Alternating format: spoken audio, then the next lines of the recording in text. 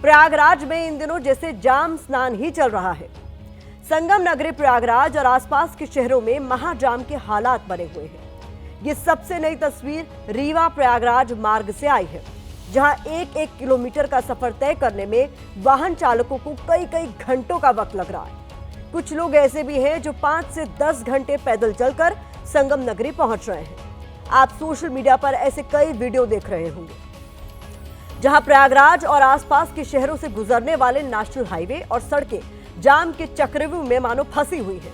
ऐसा ही एक वीडियो मध्य प्रदेश के कटनी का है, जहां नेशनल हाईवे 7 पर रात में लंबा जाम दिख रहा है। जहां तक नजर जा रही है, सिर्फ गाड़ियों की कतार ही नजर आ रही है। 12 फरवरी को माघ पूर्णिमा से पहले प्रयागराज जाने वालों की संख्या बढ़ गई है। शायद आपके आसपास से भी बसों और निजी गाड़ियों के जरिए लोग प्रयागराज जा रहे हों। दरअसल लोगों को लग रहा है कि मौनी अमावस्या और बसंत पंचमी जैसे बड़े अमृत स्नान खत्म होने के बाद संगम नगरी में अब उतनी भीड़ नहीं है, व्यवस्था और सुविधाओं की कमी नहीं है। इसीलिए वो अपने दोस्तों, परिवार और रिश्तेदारों के साथ महाकुंभ में पुण्य कमाने के लिए पहुंच रहे हैं। मेरी भी कुछ ऐसे ही लोगों से बातचीत हुई है जो अगले वीकेंड में प्रयागराज जाने का प्लान बना रहे हैं। लेकिन ये तस्वीरें देखकर लगता है कि अभी महाकुंभ जाना सही नहीं है, क्योंकि यहाँ की ट्रैफिक व्यवस्था भीड़ के आगे दम तोड़ती हुई नजर आ रही है। हालात इतने भयावह हैं कि जिस तरह महाकुंभ में मौनी अमावस्या और बसंत पंचमी पर अमृत स्नान होता है, कुछ लोग व्यंग में कह रहे हैं कि इसी तरह अब जाम स्नान भी हो रहा है। लेकिन चुनौती सिर्फ इस जाम की नहीं है, बल्कि ये तो महाजाम का सिर्फ ट्रेलर मात्र है। पूरी पिक्चर अभी बाकी है। आने वाले दिनों में महाकुंभ में जाम के हालात और बेकाबू हो सकते हैं। कैसे, ये आपको दिखाएंगे, लेकिन पहले उन लोगों की आप बीती सुनिए जो इस जाम में फंसकर किसी तरह स्नान के लिए पहुंच पाए।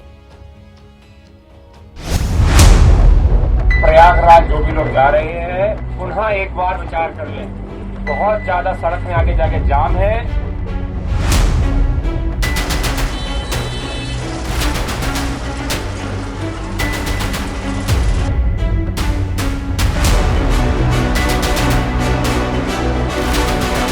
अब 45 साल उम्र हो गई, लेकिन ऐसा जाम मैंने देखा नहीं।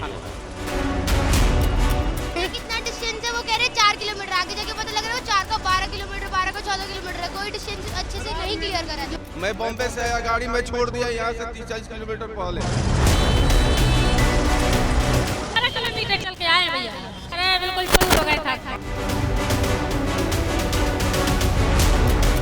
कितने देर से फंसे? 4 घंटे हो गए। 5 घंटे हो गए। रात को 10 बजे चला था कल, और अभी तक मैं यहाँ पहुँचा।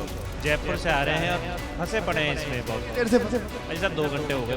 वो 2 घंटे के सफर को शाम को 8 बजे प्रयागराज में पहुंचे थे। यहाँ पे आने के बाद 10-10 घंटे लग रहा है गाड़ी खड़ी करने में, और यहाँ पे पहुंचे 40 किलोमीटर पैदल चल के आए। हम 60 वर्ष की सीनियर सिटीजन है।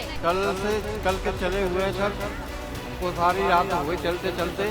जब लौटे तो हर रास्ता को ब्लॉक कर दिया गया। अभी हम लोग चल कर पागल हो गए।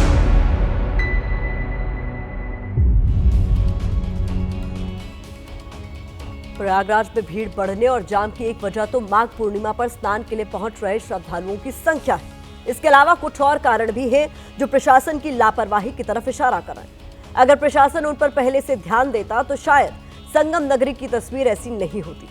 आज हमने आपके लिए महाकुंभ का ट्रैफिक ट्रैकर तैयार किया है। हम आपको बताएंगे कि दिल्ली और प्रयागराज के आसपास के शहरों से महाकुंभ क्षेत्र तक पहुंचने के लिए सामान्य दिनों के मुकाबले कितना ज्यादा वक्त लग रहा है। आप ये जानकारी देखने के बाद अपने दोस्तों और रिश्तेदारों के साथ शेयर भी कर सकते हैं, ताकि अगर वो महाकुंभ जाने का प्लान बना रहे हैं तो इसे देखकर थोड़ा सा सतर्क हो जाए। दिल्ली से सामान्य दिनों में प्रयागराज पहुंचने में गाड़ी से 12 घंटे लगते हैं, जो जाम की वजह से बढ़कर 30 घंटे हो गए हैं। वाराणसी से प्रयागराज जाने में सिर्फ 3 घंटे लगते हैं, लेकिन आजकल ये सफर 10 घंटे में तय हो रहा। पटना से आप अगर प्रयागराज जाने की सोच रहे हैं तो आपको 17 घंटे का वक्त लगता है। वैसे आम दिनों में यह सफर 8 घंटे का है। इसी तरह कानपुर, मध्य प्रदेश के सतना और छत्तीसगढ़ के रायपुर से प्रयागराज तक जाने के लिए अब बाकी दिनों के मुकाबले सफर कई घंटे तक बढ़ चुका है। ये ट्रैकर हमने प्रयागराज जा रहे उन लोगों से बातचीत के बाद तैयार किया है जो जाम में फंसकर संगम नगरी पहुंचे हैं। गौर करने वाली बात यह है कि जब इतना बड़ा धार्मिक आयोजन हो रहा है, प्रचार प्रसार के जरिए लोगों से महाकुंभ में आने की अपील की जा रही है, तो फिर क्यों आस्था पर अव्यवस्था भारी पड़ रही है और वो कौन सी चुनौती है जो इस जाम की परेशानी को और बढ़ा सकती है।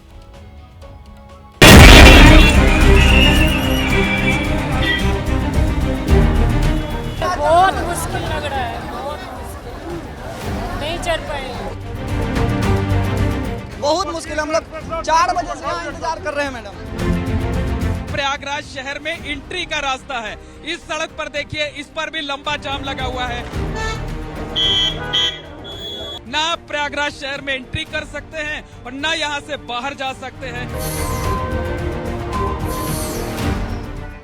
सड़कों पर भीषण जाम है, बसों में बेकाबू भीड़ है, ट्रेनें भी आस्था के सैलाब के आगे जैसे हाँफ रही है। महाकुंभ नगरी में स्नान से ज्यादा जाम की चर्चा है, लेकिन सवाल यह है कि आखिर ऐसे हालात बने कैसे। प्रयागराज और उसके आसपास के शहरों में मौजूद हमारे सहयोगियों से मिली जानकारी के आधार पर इसकी जो वजह सामने आई है, उसके मुताबिक इसकी पहली वजह तो माघ पूर्णिमा के चलते श्रद्धालुओं की भारी भीड़ है। दूसरा, प्रयागराज प्रशासन की आसपास के शहरों के साथ समन्वय में कमी दिख रही है, जिससे ट्रैफिक मैनेजमेंट में दिक्कतें आ रही हैं। महाकुंभ में वीआईपी मूवमेंट लगातार जारी है, जिसकी वजह से बार बार ट्रैफिक डाइवर्ट हो रहा है और जाम के हालात बन रहे हैं। इसके अलावा प्रयागराज के बाहर और शहर के अंदर भी जगह जगह बैरिकेडिंग की गई है, इससे भी लोगों का सफर लंबा हो गया है। सिर्फ प्रयागराज जा रहे लोग ही इस अव्यवस्था से परेशान नहीं है, बल्कि प्रयागराज में रहने वाले स्थानीय लोग भी दिक्कतों का सामना कर रहे हैं। पूरा का पूरा रोड ब्लॉक कर दे, कोई मैनेजमेंट किसी भी प्रकार का संतुष्ट प्रद नहीं है। इस बार का टोटल वीआईपी कल्चर अपना के सबको बर्बाद किया इन्होंने, पूरी पब्लिक त्रस्त हो गई है। और उधर पुल के उधर बहुत जाम लगा था, फिर आने के बाद ये 3000 रुपया मेरे को यहाँ तक छोड़ने के लिए।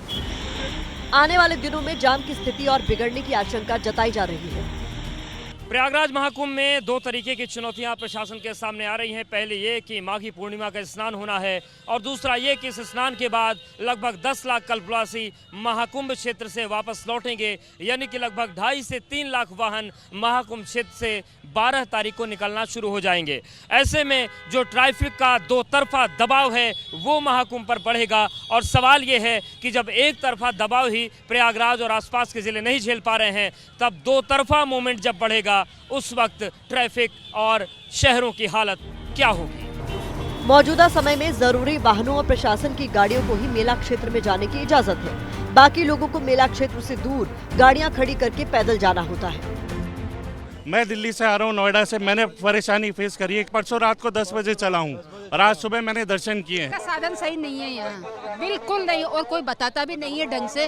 केवल वीआईपी के लिए है, पब्लिक के लिए कुछ नहीं है। बहुत परेशानी है यहाँ पे, बहुत ज्यादा वो है। तो गाड़ी से 30 घंटे से आ रहे हैं गुड़गांव से, इतने दूर नेहरू पार्क में पार्क करिए गाड़ी, उसके बाद भी तो चल के आ रहे हैं। कुछ भी वो ऑटो भी नहीं है कुछ। उम्मीद है कि प्रशासन ने कल्पवास के बाद अपने घर जाने वाले लोगों के लिए विशेष इंतजाम किए होंगे, लेकिन अगर प्रशासन उस स्थिति के लिए तैयार नहीं होगा तो अभी दिख रहा जाम का ये दृश्य और भी भयावह हो सकता है।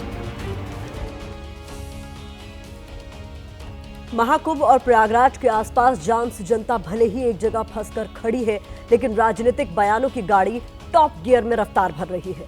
महाकुंभ में भगदड़ के बाद विपक्ष लगातार ऐसे मौके तलाश रहा है जिसे हथियार बनाकर योगी सरकार को कटघरे में खड़ा किया जा सके। समाजवादी पार्टी के अध्यक्ष अखिलेश यादव ने बीते 24 घंटे में महाकुंभ में बद इंतजामी दिखाते हुए कई वीडियो अपने एक्स हैंडल पर शेयर किए हैं। किसी में वो जाम के बहाने सरकार को घेर रहे हैं, तो कहीं वीआईपी घाट का वीडियो दिखाकर व्यवस्था पर सवाल उठा रहे हैं, तो किसी पोस्ट में उन्होंने श्रद्धालुओं को हो रही परेशानियों की लंबी चौड़ी लिस्ट बनाकर शेयर की है।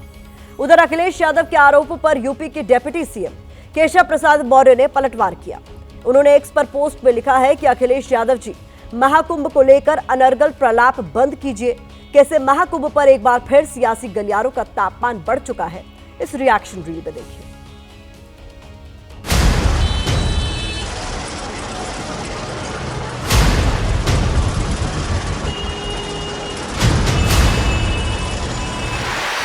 प्रयागराज में जितने भी रास्ते हैं आने जाने के, सब पे जाम है।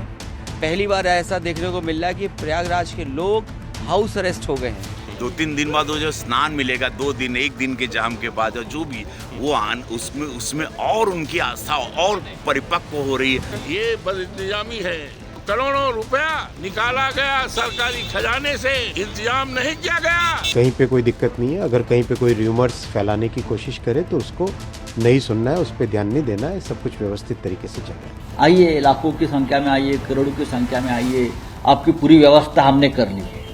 ये निमंत्रण किसका है? योगी जी का है। कि जिम्मेदारी किसकी है? योगी जी की है। शासन सुव्यवस्था बनाने के लिए लगा है। जनता जब आएगी, श्रद्धालु जब आएंगे तो वो मानसिकता बना के आएंगे। बहुत अच्छा आयोजन है और करोड़ों करोड़ों लोग आ रहे हैं, अच्छी व्यवस्थाएं हैं। इस खबर को अगर भारत की बात के फोकस से देखें तो हमारा मकसद महाकुंभ जाने वाले श्रद्धालुओं का उत्साह कम करना कतई नहीं है, बल्कि उन्हें जमीनी हालात की जानकारी देकर उनकी मुश्किलें कम करना है, ताकि वो पूरी तैयारी के साथ संगम नगरी के सफर पर जाएं और किसी भी हालात से निपटने के लिए खुद को मानसिक और शारीरिक दोनों तरीकों से तैयार रखें।